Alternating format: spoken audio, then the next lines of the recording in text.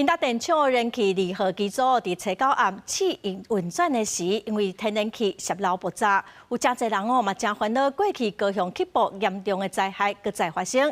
台电是解释讲，过去的高雄起爆是丙烷，即届爆炸的气体是甲烷，性质无同。环保团体嘛指出讲，目前发电拢改用天然气来代替涂炭，减少空气污染。也毋过嘛应该互社会大众来了解天然气的风险。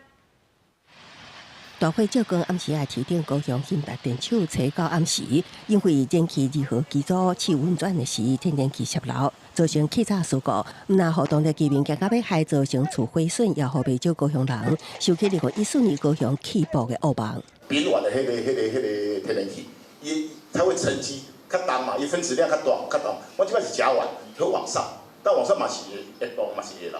但较无像讲以前前阵咧，伊拢蓄积伫迄以前的公路下头，迄个丙烷，迄较重，迄走去，阮会走去。台电伫事故说明会中强调，即件火警甲高雄起爆的无共，也毋过因为燃气机组发电量已经伫去年超过烧炭，爱面临的说毋那是起爆风险。连中国4月的海峡雷霆伟大军演也将高雄永安天然气接收站无机组攻击目标，外界关注机组的安全性甲相关风险。 确实要深刻检讨这整个过程中的这个公安管理的问题，天然气的排碳量以及它的空污量都比煤炭少了很多。过去这几年就是透过增加天然气机组，有大幅减少的这个空气污染。政府需要加强整个天然气的这个运转的安全性。 拍开台电网站11早起，各机组发电量，电气占较悬的比例大约31%。环团表示，天然气是台湾达成低碳能源转型的过渡时期，